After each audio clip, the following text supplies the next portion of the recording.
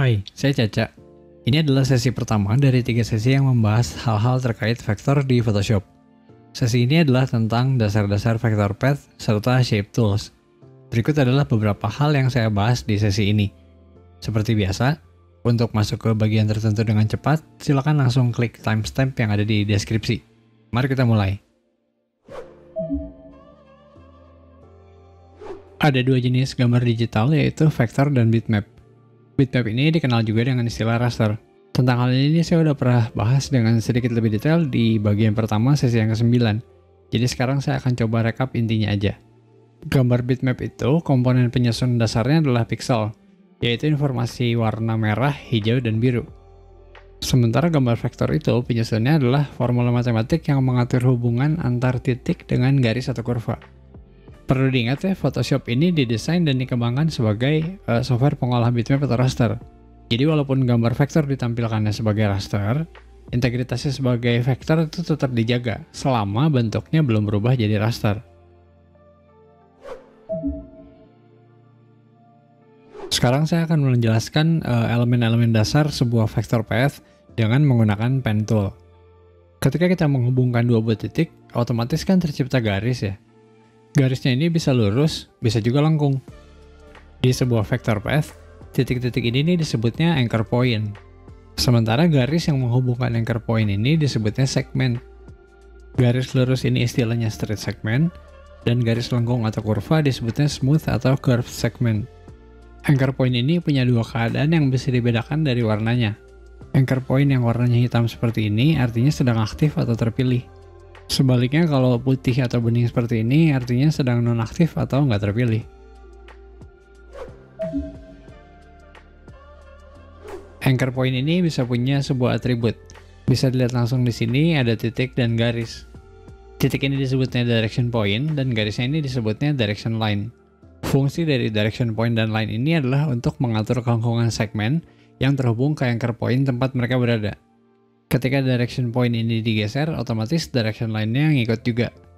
Sebuah anchor point itu bisa punya dua, satu, atau bahkan nggak punya direction point dan line sama sekali.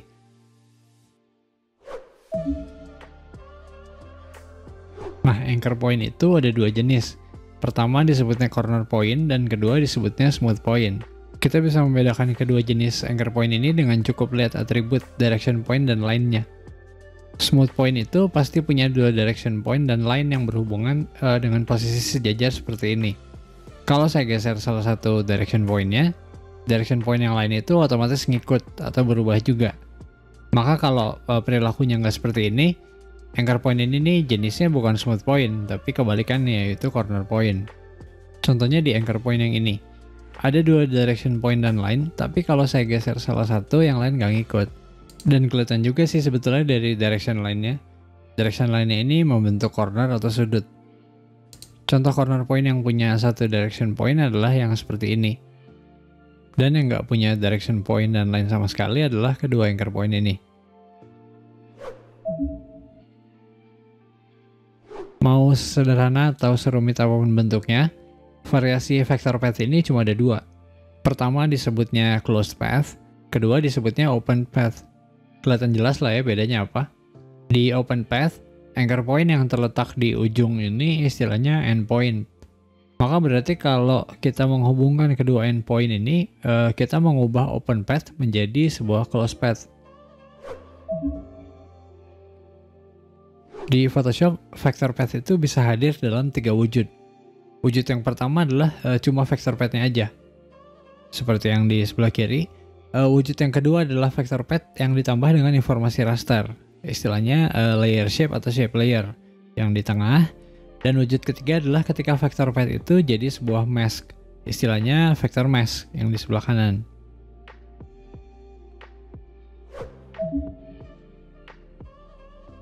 Ketika kita membuat vector path baik menggunakan pen tool ataupun salah satu dari shape tools dengan mode path, otomatis muncul yang namanya work path. Work path ini bukan jenis path khusus, tapi sekadar sebuah path yang sifatnya sementara. Artinya kalau work path ini nggak di-save, isinya tuh akan diganti sama vector path lain yang dibuat selanjutnya.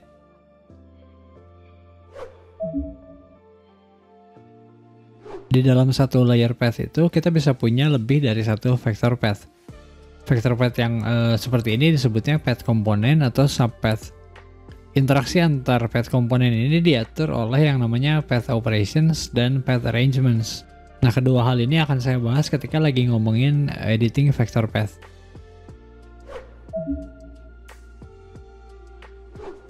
Ada 3 keluarga tool yang terkait langsung sama vector path. Pertama adalah shape tool, kedua adalah pen tool, dan yang ketiga adalah selection tool. Shape tools ini gunanya untuk membuat objek vektor dengan bentuk yang spesifik. Ada 6 bentuk ya yang bisa kita buat menggunakan shape tools ini. Sementara pen tool ini gunanya untuk membuat vector path yang bentuknya full custom alias terserah kita. Sama bisa juga kita menggunakan pen tool ini untuk melakukan modifikasi anchor point dalam sebuah vector path. Yang terakhir ini selection tool, sesuai dengan namanya untuk memilih vector path. Nah, kalau dipilih tentu jadinya bisa dimodifikasi. Ada 2 keluarga tools yang bisa kita pakai untuk membuat vector path, yaitu keluarga shape tools dan keluarga pen tools. Yang unik dari kedua keluarga tools ini adalah isi options bar-nya hampir sama. Jadi sekarang saya akan menunjukkan 2 hal. Pertama adalah dasar-dasar pembuatan vector path dengan ke-6 shape tools. Dan kedua adalah penjelasan bagian-bagian options bar yang bisa ditemukan baik di shape tools maupun di pen tools.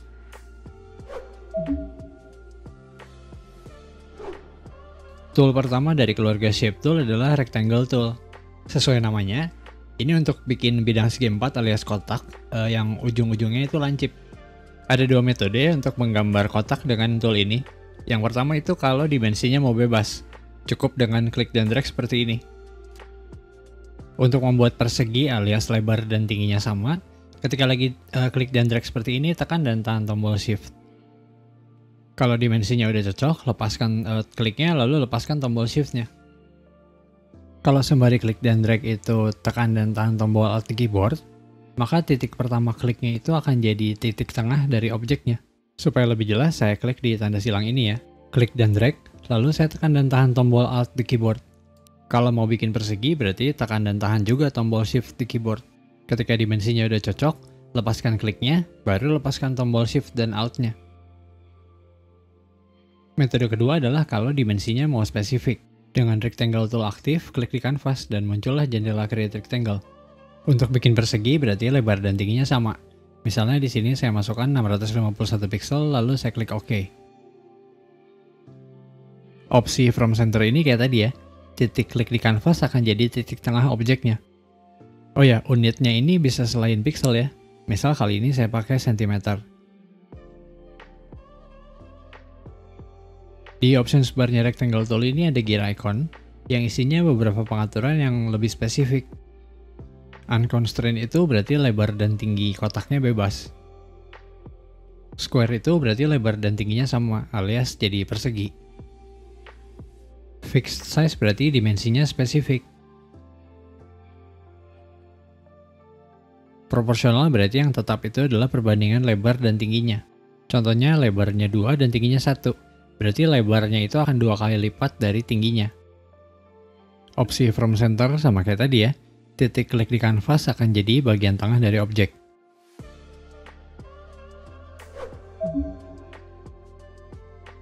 Berikutnya adalah rounded rectangle tool. Tool ini nih untuk bikin bidang segi 4 dengan ujung yang gak lancip alias rounded. Sama kayak rectangle tool, metode pembuatan shape-nya juga ada 2, yaitu yang dimensinya bebas dan yang dimensinya spesifik. Dan sama juga kayak rectangle tool, kalau lagi klik dan drag kayak gini, saya tekan dan tahan shift, hasilnya adalah jadi persegi. Klik dan drag lalu tekan dan tahan tombol alt di keyboard, berarti titik kliknya tadi jadi titik tengah objek. Seberapa tumpul pojok-pojoknya ini bisa diatur dari nilai radius yang ada di options bar.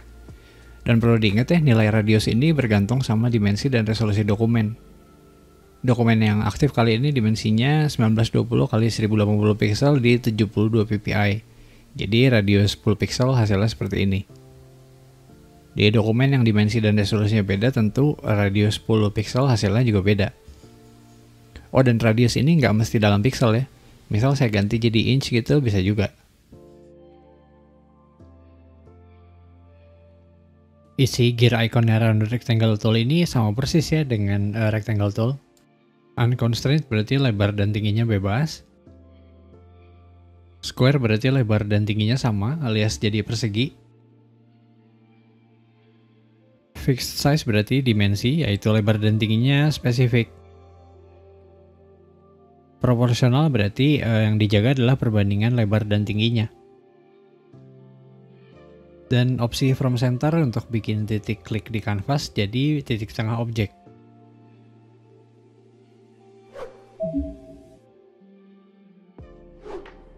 Selanjutnya adalah ellipse tool. Tool ini berguna untuk bikin bidang satu sisi alias ellipse dan bisa juga lingkaran. Sama juga kayak dua tool sebelumnya, ada dua metode pembuatan. Pertama dengan klik dan drag. Kalau ketika lagi klik dan drag kita tekan dan tahan tombol shift di keyboard, maka jadinya lingkaran. Klik dan drag lalu tekan dan tahan tombol alt di keyboard, maka titik tengah kliknya jadi titik tengah ellipse. Metode kedua adalah ketika ellipse toolnya aktif, klik di kanvas, maka muncul jendela create ellipse. Untuk bikin lingkaran berarti lebar dan tingginya sama. Dan seperti biasa ada opsi from center supaya titik klik tadi jadi titik tengah objek. Kita bisa lihat juga isi gear iconnya ini mirip banget ya sama dua tool yang sebelumnya. Unconstrained berarti lebar dan tingginya beda alias jadinya ellipse. Opsi circle untuk bikin lingkaran. Fixed size untuk bikin dimensi yang spesifik. Proporsional untuk menjaga perbandingan lebar dan tingginya.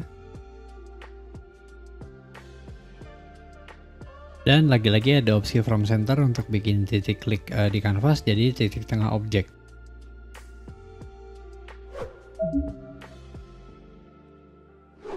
Selanjutnya adalah polygon tool.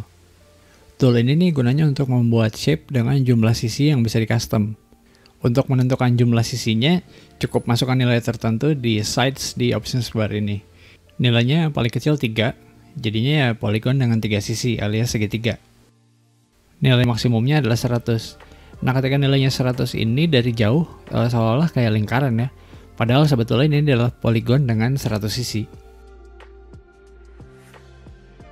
Yang unik dari tool ini adalah perilaku from center dan menjaga proporsinya itu selalu aktif dan nggak bisa dimatiin.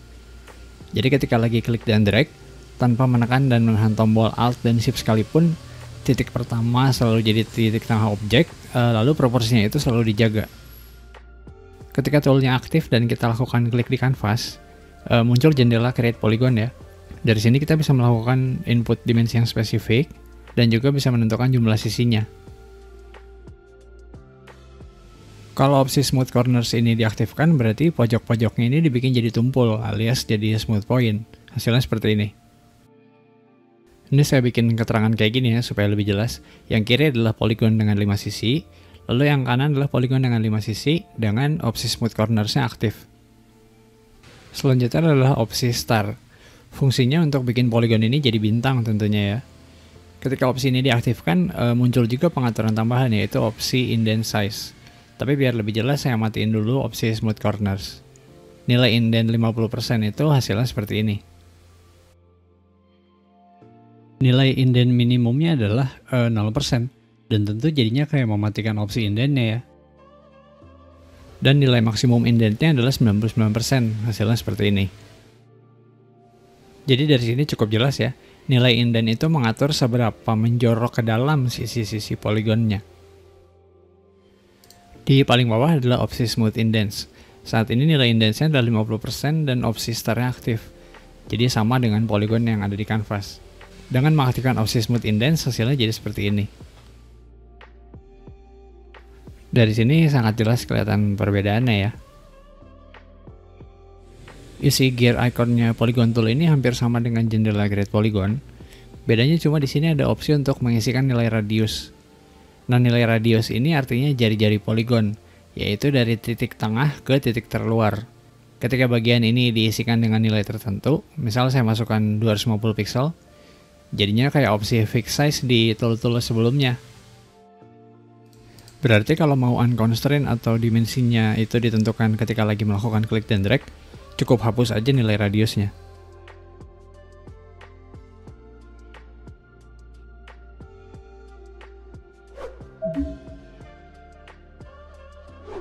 Tool berikutnya adalah Line Tool. Sesuai namanya, ini untuk bikin vector shape berbentuk garis. Untuk menggambar garis ini, caranya hanya bisa gini ya, klik dan drag. Nggak ada opsi seperti tool-tool yang lain. Ketebalan garisnya sendiri bisa diatur dari options bar, yaitu yang isian weight ini. Garis yang saya buat itu tadi ketebalannya adalah 10 pixel. Tapi selain pakai unit pixel, kita juga bisa pakai unit yang lain. Misal kali ini ketebalannya 1 cm, hasilnya seperti ini. Dan lagi-lagi perlu diingat, weight atau ketebalan ini bergantung sama dimensi dan resolusi dokumen. Ketika lagi klik dan drag kita tekan dan tahan tombol shift di keyboard, maka garisnya dijaga lurus per kelipatan 45 derajat. Saya munculkan keterangan seperti ini supaya lebih jelas apa yang saya maksud dengan per kelipatan 45 derajat. Gear icon Line Tool ini berisi opsi untuk nambahin arrowhead atau mata panah. Bisa di salah satu ujung garis, bisa juga di keduanya. Opsi width, height, sama concavity ini untuk memodifikasi mata panahnya. Nah, ketiga opsi ini nih adalah relatif terhadap ketebalan garis atau weight-nya ya. Supaya lebih jelas, weight-nya saya ganti dulu jadi 100 pixel. Saya mulai dulu dari width alias lebar mata panahnya. Saat ini nilainya 100%, artinya lebar mata panahnya sama dengan lebar garis, yaitu 100 pixel. Kalau sekarang nilai width-nya saya ganti jadi 50%, berarti lebar mata panahnya kan akan jadi 50 pixel ya, hasilnya seperti ini. Nah, sekarang nilainya saya ganti jadi 200% alias 2 kali lipat lebar garis. Berarti ketebalan arrowhead-nya akan jadi 200 pixel dan hasilnya seperti ini.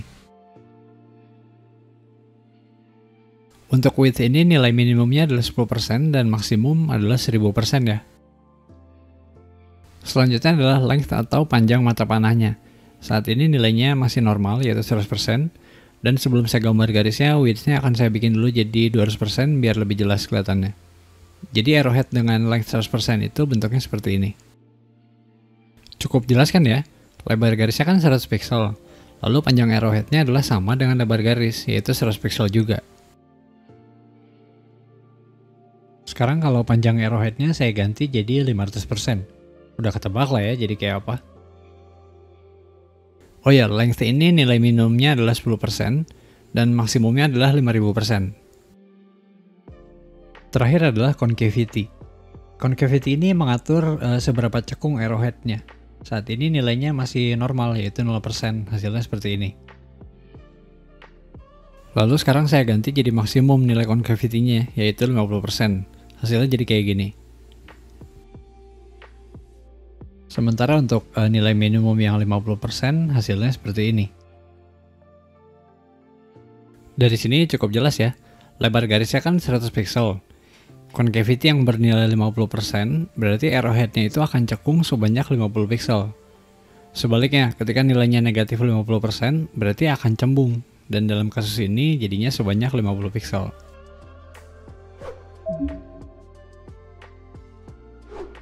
Tool yang terakhir di keluarga Shape Tool adalah Custom Shape Tool.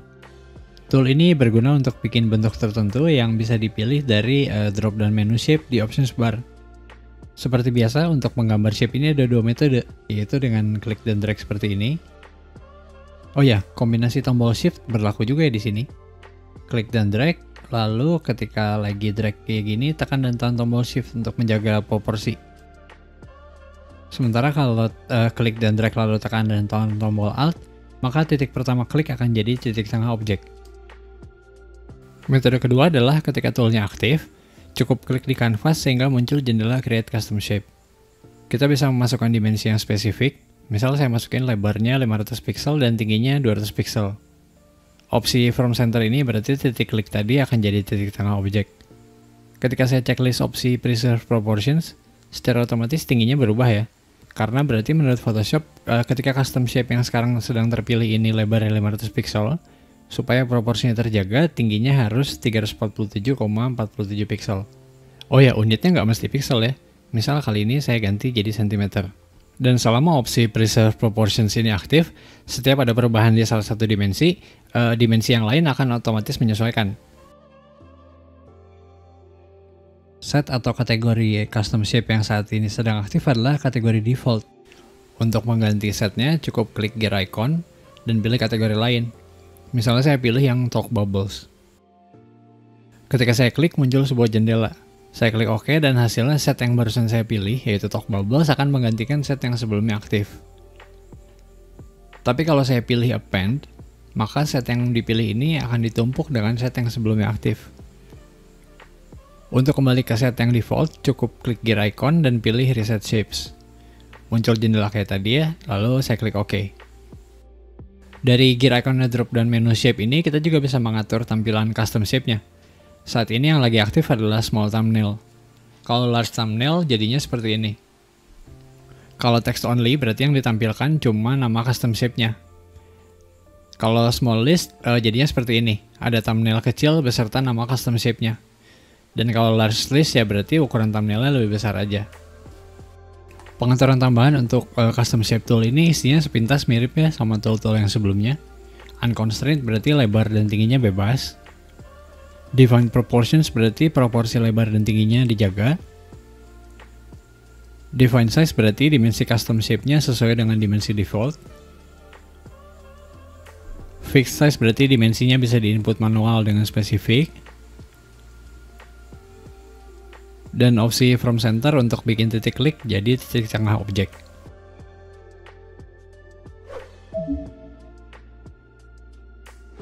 Sekarang saya mau bahas soal live shapes.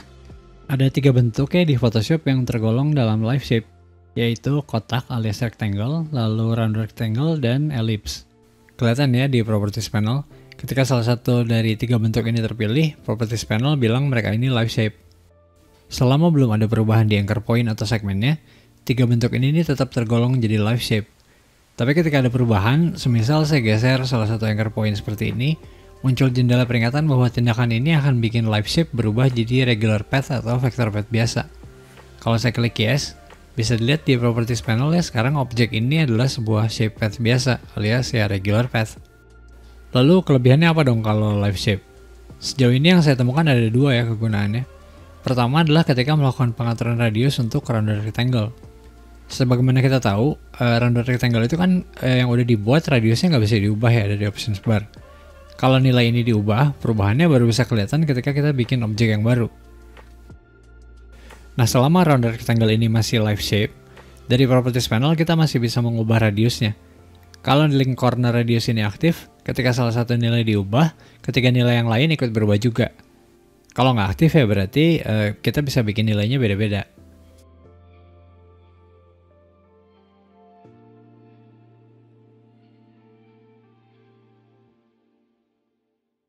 Kegunaan yang kedua adalah selama bentuknya masih live shape, sebuah kotak atau rectangle seperti ini bisa diubah juga jadi round rectangle, yaitu dengan mengisikan nilai di radiusnya di Properties panel. Untuk pengaturan lainnya seperti warna, lebar stroke, atau jenis stroke itu bisa dilakukan walaupun objeknya udah berubah jadi regular path, tapi ya mesti dari options bar. Dan untuk round rectangle sebetulnya ketika udah jadi regular path, kita tetap bisa mengubah radius meski masih manual, yaitu dengan menggunakan direct selection tool. Jadi ya anchor point-nya digeser manual seperti ini. Jadi itulah ya tentang live shape. 3 bentuk yang bisa dibuat di mode path atau shape, yaitu rectangle, rounded rectangle, dan ellipse.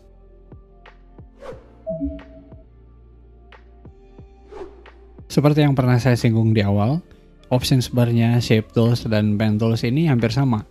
Untuk mencontohkan, saya akan pakai yang di Shape Tools, dan persisnya adalah Rectangle Tool.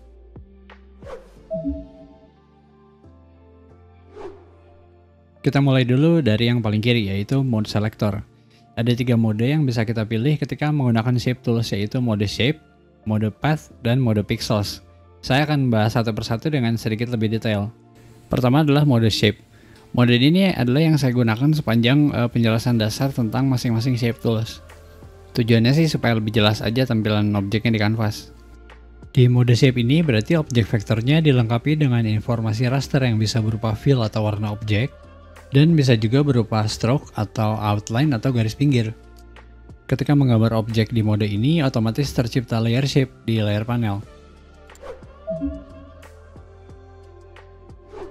Informasi raster baik untuk fill maupun stroke-nya ini ada 4 kemungkinan. Pertama, yang paling kiri adalah transparent alias tembus pandang. Yang kedua adalah solid color alias warna yang ngeblok seperti ini. Kita bisa milih salah satu warna dari swatch. Dan kalau mau lebih banyak pilihan, cukup klik tombol ini untuk memunculkan Adobe Color Picker. Dari sini cukup pilih warna yang kita mau dan klik OK. Oh ya, ketika kita melakukan double klik di thumbnailnya si player, secara otomatis akan muncul jendela pengaturan informasi raster untuk layer tersebut. Dan karena di layer shape ini informasi rasternya adalah solid color, maka yang muncul adalah jendela Adobe Color Picker. Pilihan ketiga adalah gradient atau gradasi. Tinggal pilih salah satu gradasi dari gradient picker ini dan otomatis gradasinya diterapkan ke shape yang terpilih. Untuk mengedit gradient atau memilih kategori gradient yang lain, cukup klik gradient ramp ini sehingga muncul gradient editor. Misal saya pengen milih gradient dari kategori lain, cukup klik gear icon ini, lalu pilih misalnya color harmonies 2. Klik OK untuk menghentikan set yang aktif, klik di jenis gradient yang saya mau dan klik OK. Di bawah gradient ramp ini ada drop down menu untuk milih salah satu dari 5 style gradient. Yang aktif saat ini adalah linear, bentuknya seperti ini ya. Lalu ada juga radial, angle hasilnya seperti ini, reflected seperti ini, dan kalau yang diamond seperti ini. Di sebelahnya adalah pengaturan sudut gradient. Tapi biar lebih jelas, saya kembalikan dulu stylenya jadi linear. Nah, sudut gradientnya ini secara default adalah 90 derajat. Untuk mengubah sudut ini kita bisa menggeser dial, atau bisa juga memasukkan angka yang spesifik. Contohnya saya ganti jadi 41 derajat. Di sebelahnya dial ini adalah tombol reverse, yaitu untuk membalik warna gradient. Di bagian bawah ada scale, secara default nilainya ini 100% alias normal. Nah, kalau tanda panah ke bawah ini diklik, muncul slider untuk ngatur scale. Ketika diperkecil hasilnya seperti ini, dan ketika diperbesar hasilnya seperti ini. Selain dengan menggeser slider, kita juga bisa melakukan input yang spesifik. Misalnya saya masukkan 51%. Terakhir adalah pilihan untuk melakukan alignment ke layer shape atau ke canvas. Nah, ketika opsi ini checklisted, batasan gradientnya ini adalah objek tempat dia berada. Dalam hal ini adalah polygon ini ya. Nah, ketika checklistnya dihilangkan, batasan gradientnya adalah keseluruhan area kanvas. Hasilnya seperti ini. Ketika kita melakukan double klik di thumbnail layer shape di layar panel, muncullah jendela gradient fill. Dari sini kelihatan ya pengaturannya mirip banget dengan yang tadi di options bar. Yang beda adalah cuma opsi deter dan sebuah tombol untuk melakukan reset alignment. Nah, deter ini sederhananya berguna untuk memperhalus gradasi, jadi mendingan dia diaktifin aja. Ada sebuah hal unik ketika kita lagi menggunakan jenis fill gradient. Ketika jendela gradient fill-nya lagi aktif seperti ini, tool yang aktif adalah move tool. Nah, dengan move tool aktif, kita bisa menggeser gradientnya dengan manual. Caranya cukup klik dan drag aja di kanvas seperti ini.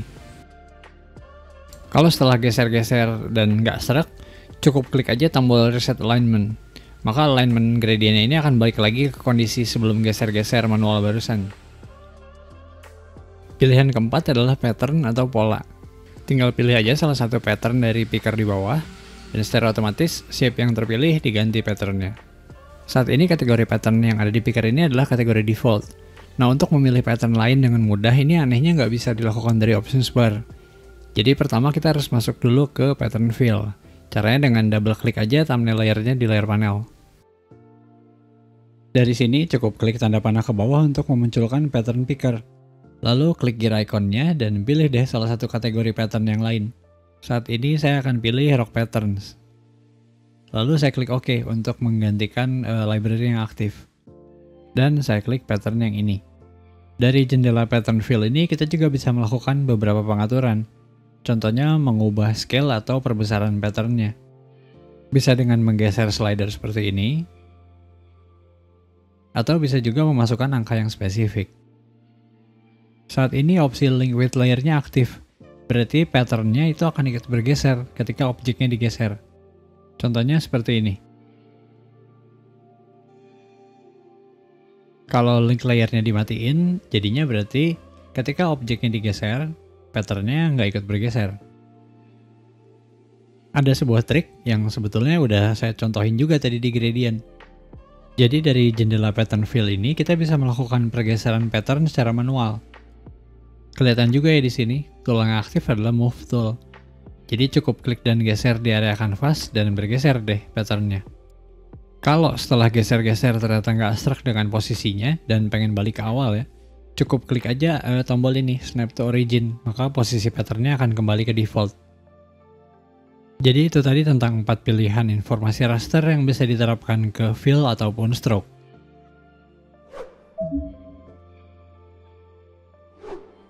Di sebelahnya warna stroke ini adalah pengaturan lebar atau width stroke-nya. Ada 3 cara untuk mengganti nilai ini. Cara pertama adalah dengan melakukan yang namanya scrubbing. Arahkan kursor ke atas tulisan stroke, perhatikan kursornya berubah ya. Lalu klik dan geser ke kanan untuk memperbesar nilai stroke. Klik dan geser ke kiri untuk memperkecil.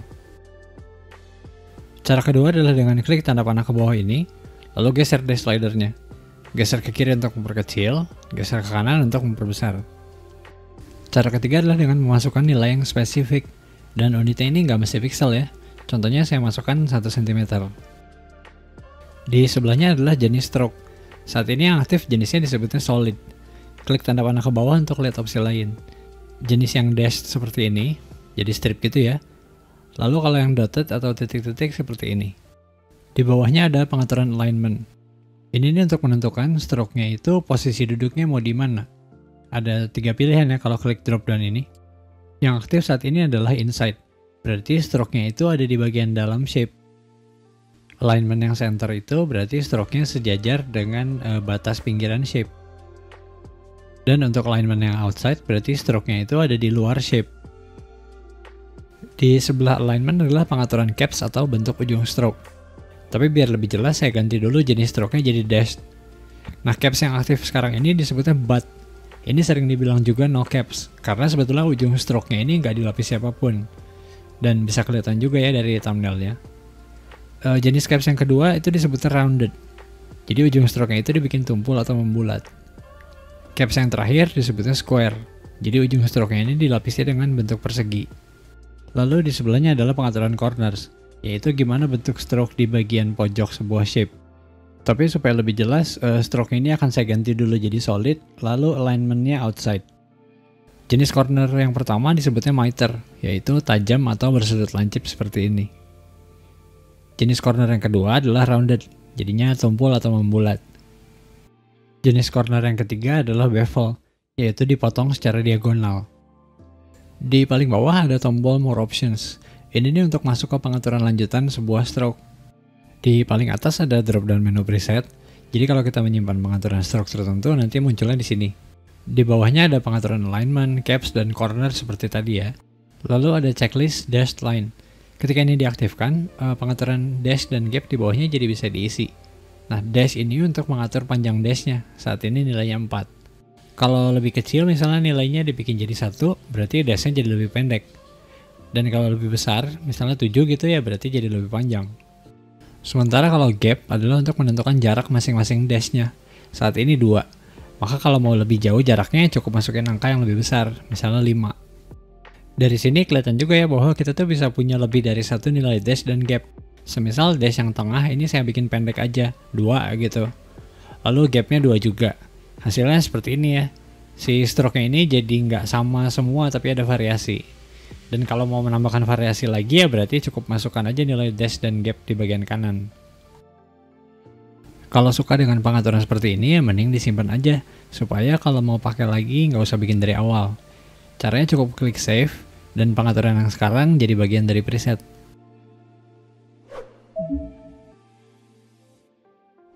Oh ya, dari jendela stroke options ini kita juga bisa melakukan copy dan paste stroke. Misalnya stroke yang di shape ini nggak ada presetnya, tapi saya pengen pakai di shape lain. Jadi pastikan shape-nya yang stroke yang mau di copy ini terpilih di layar panel. Lalu klik gear icon di stroke options dan pilih copy stroke details. Selanjutnya di layar panel pilih shape yang mau jadi target. Lalu masuk lagi ke stroke options, klik gear icon dan pilih paste stroke details. Nah tapi seolah nggak ada perubahan ya, karena saat ini stroke-nya transparent. Jadi saya cukup ganti, misalnya kali ini saya mau pakai gradient. Jadi kelihatan deh, stroke-nya sama persis stylenya dengan shape yang sebelumnya.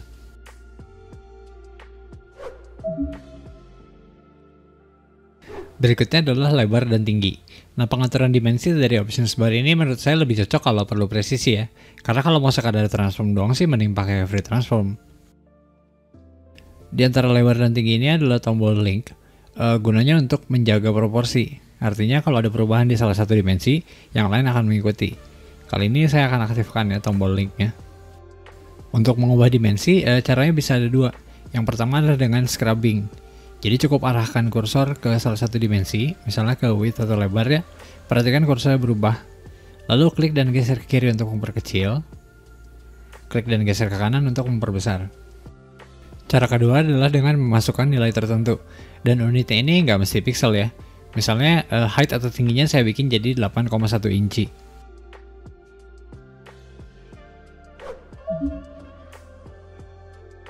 Di sebelahnya dimensi adalah pengaturan path operations. Nah, di dalam sebuah layer vector kan bisa ada lebih dari satu vector path ya, atau istilahnya path komponen. Nah, path operations ini gunanya untuk mengatur interaksi antar path komponen tersebut. Oh ya, path operations ini prinsip kerjanya sama ya dengan operasi di seleksi. Karena mode yang saya gunakan adalah shape, maka path operations paling atas adalah new layer. Artinya setiap saya menggambar vector path, akan tercipta sebuah layer shape yang baru. Operasi berikutnya adalah combine. Kelihatan ya di kursornya ada tanda tambah.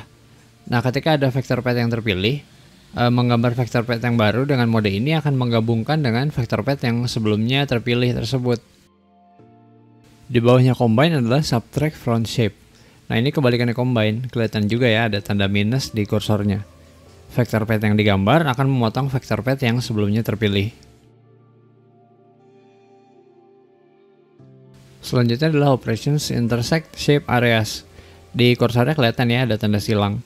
Nah, ketika menggambar vector path dengan operasi ini, kalau ada bagian yang beririsan maka bagian tersebutlah yang akan ditampilkan.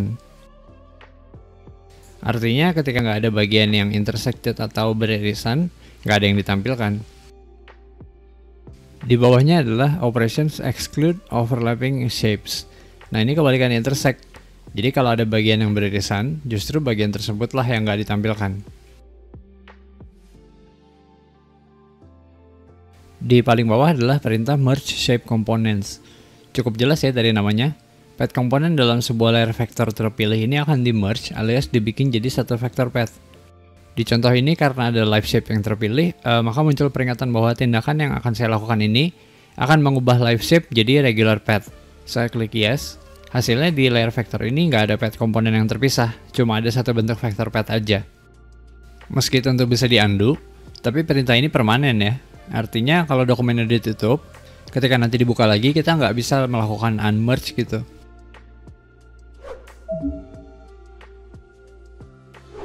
Di sebelahnya path operations adalah path alignment.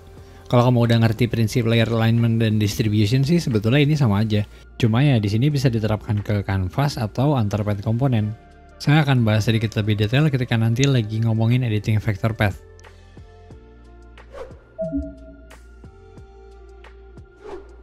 Lalu di sebelahnya path alignment adalah path arrangement. Nah, sama seperti di layer, di path komponen pun berlaku hierarki ya. Yang perlu diingat juga adalah urutan kita membuat path komponen ini menentukan tingkatannya. Contohnya, path komponen berbentuk lingkaran ini berarti tingkatannya lebih tinggi dari yang kotak. Dan di tingkatan paling atas adalah poligon karena dia yang digambar terakhir. Nah, gunanya path arrangement adalah untuk memodifikasi hierarki atau tingkatan ini. Saya akan membahas sedikit lebih jauh tentang path arrangement ini di editing vector path.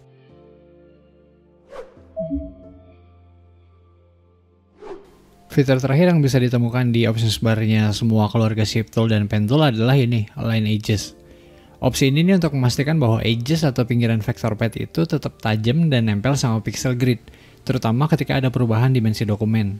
Tapi kalau di perbesaran seperti ini nggak kelihatan. Jadi pertama saya pastikan dulu pixel grid-nya kelihatan dengan klik di menu bar view, show, dan pastikan pixel grid-nya aktif. Lalu saya lakukan zoom in maksimum.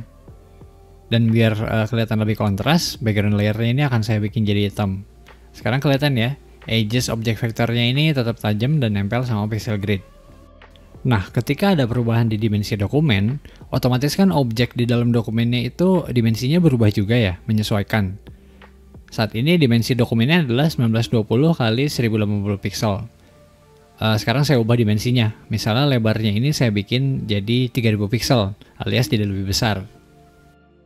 Lalu saya lakukan lagi zoom in maksimum supaya pinggiran objek vektornya kelihatan. Nah, di sini bisa kelihatan langsung ya, ada semacam garis tipis lebar 1 pixel yang warnanya beda dari objek vektornya. Padahal mestinya vector path itu kan edges atau pinggirannya selalu tajam. Karena sebagai objek vektor, mestinya dia kebal sama transform. Tapi ya beginilah keadaannya di Photoshop, yang mana adalah software pengolah raster ya. Perilaku vector path-nya jadi akan agak aneh ketika kita lakukan perubahan dimensi dokumen, dan garis 1 pixel di objek vektor ini adalah akibat dari perubahan dimensi dokumen tadi. Nah, disinilah gunanya opsi Line Edges. Sekarang saya aktifkan ya opsi Line Edges-nya. Dan hasilnya bisa langsung kita lihat, garis 1 pixelnya tadi menghilang, dan objek vektornya kembali jadi tajam. Jadi bisa dibilang fitur ini nih akan lebih berguna untuk orang-orang yang kerjanya perlu presisi sampai ke pixel, semisal desainer UI atau UX yang mesti ganti-ganti dimensi dan resolusi dokumen. Tapi kalau untuk orang-orang kayak saya yang cuma edit foto sih opsi ini nggak terlalu pengaruh ya. Cuma ya kalau kamu perlu, begitulah tadi fungsinya. Mode kedua untuk menggambar objek vektor adalah mode path. Di mode ini, tampilan opsi barnya beda ya dari mode shape. Ketika menggambar objek vektor dengan mode path ini, outputnya adalah cuma vektor path-nya aja, tanpa informasi raster. Karena itulah di mode ini kita punya 3 pilihan untuk mengkonversi vektor path yang dibuat. Selain pilihan make, ada juga path operations, alignment, arrangement, dan pengatur lanjutan untuk shape tools yang aktif.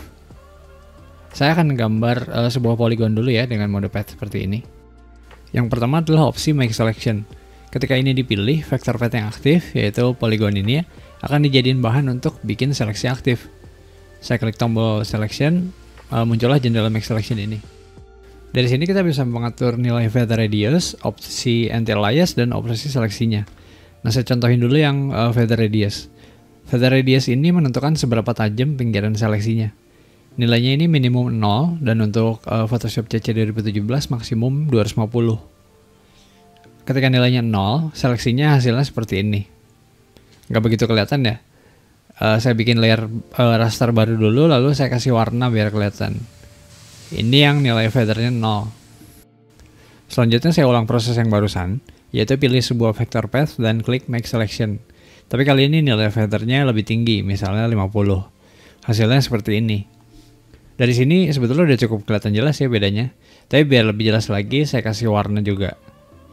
Nah, sekarang cukup menjelaskan ya, semoga yang tadi saya maksud dengan nilai feather radius itu mengatur seberapa tajam pinggiran seleksi. Oh ya, perlu diingat juga, nilai radius ini nih bergantung sama dimensi dan resolusi dokumen. Dokumen kali ini dimensinya 1920 x 1080 pixel di 72 ppi. Maka kalau dimensi dan resolusinya lebih tinggi ya nilai feather 50, hasilnya nggak akan kayak barusan. Selanjutnya adalah opsi anti-alias. Nah, opsi anti-alias ini nih untuk memastikan bahwa edges atau pinggiran seleksi yang bukan garis lurus itu tetap rapi, alias nggak jagged atau nggak patah-patah. Cuma saya nggak akan terlalu detail di sini ya, jadi untuk sekarang pastikan aja opsi ini checklisted. Terakhir tentang operations. Nah, saat ini pilihannya cuma ada new selection karena sebelumnya nggak ada seleksi yang aktif. Tapi ketika ada seleksi yang aktif, contohnya yang bentuknya kotak ini ya, kita jadi punya pilihan selain new selection, yaitu seleksi yang akan dibuat berdasarkan vector path ini, interaksinya dengan seleksi yang sebelumnya aktif tersebut akan seperti apa. Nah, lebih jauhnya tentang seleksi ini akan saya bahas di bagian ketiga ya. Ketika udah ada seleksi seperti ini, jadinya bebas deh mau ngapain. Misal dengan seleksi ini saya bikin sebuah layer adjustment. Secara otomatis area layer masknya itu menggunakan seleksi yang sebelumnya dibuat. Nah, penggunaan vector path untuk bikin area seleksi kayak gini nih umumnya saya lihat di kalangan editor foto atau manipulator foto. Pilihan selanjutnya adalah untuk make mask. Perintah ini nih akan bikin vector mask untuk layer yang terpilih di layar panel. Saat ini ada sebuah layer raster yang terpilih di layar panel, dan di path panel ada sebuah vector path yang bentuknya polygon dengan 5 sisi. Hasilnya seperti ini, bisa dilihat di layar panel. Vector mask ini prinsipnya sebetulnya sama aja dengan layer mask. Cuma ya kalau layer mask itu kan raster base ya, dan penyusunnya berarti pixel. Untuk mengubahnya juga berarti masih pakai tool raster, seperti brush tool misalnya. Kalau untuk vector mask, karena vector base, jadi untuk melakukan modifikasi mesti pakai tool vector, semisal Direct Selection Tool. Untuk mengubah vector mask jadi layer mask biasa, prinsipnya berarti cukup melakukan yang namanya konversi objek vektor jadi objek raster, yaitu rasterization. Makanya kalau saya klik kanan di vector mask-nya ada pilihan rasterize. Kalau ini diklik ya berubah vector mask-nya jadi layer mask biasa. Pilihan ketiga adalah make shape. Perintah ini akan bikin vector path yang terpilih jadi sebuah layer shape, yaitu vector path ditambah dengan informasi raster. Saat ini ada sebuah vector path yaitu poligon 5 sisi yang terpilih ya. Oh ya, ketika pertama kali dibuat, fill-nya layer shape ini akan mengikuti warna foreground yang sedang aktif. Bisa dilihat di tool panel. Hasilnya seperti ini. Di layer panel ada sebuah layer shape yang baru. Nah, karena poligon ini bukan live shape, kalau mau edit ya berarti cukup ganti aja modenya jadi shape lalu ubah deh. Mode ketiga di mode selector adalah mode pixel. Nah, di mode ini opsi sebarnya berisi pilihan blending mode, opacity, opsi anti-alias, serta pengaturan lanjutan untuk shape tools yang aktif. Tapi mode ini nih cuma ada di shape tools ya, di pen tool nggak ada. Untuk bisa menggunakan mode ini, di layer panel harus ada layer raster yang terpilih. Jadi pertama saya bikin dulu sebuah layer baru yang kosong, pilih polygon tool, modenya pixel, misalnya warnanya saya ganti jadi merah, lalu gambar poligon di kanvas. Hasilnya ya adalah sebuah objek raster. Tapi saya pribadi hampir nggak pernah pakai mode ini sih. Karena ketika di mode ini jadinya kan fix ya. Dan kalau ada perubahan harus transform, yang mana destruktif ketika dilakukan ke objek raster. Jadi kalau saya pribadi mending pakai mode shape, dan kalau udah srek baru lakukan rasterize. Jadi begitulah dasar-dasar vector path dan shape tools. Kalau ada pertanyaan, silahkan tuliskan di kolom komentar. Kalau pertanyaannya panjang, bisa kirim email ke caca.photoshop@gmail.com. Selain itu, saya juga bisa dijangkau di Instagram, yaitu di caca.photoshop. Terima kasih sudah menonton dan sampai jumpa di video selanjutnya.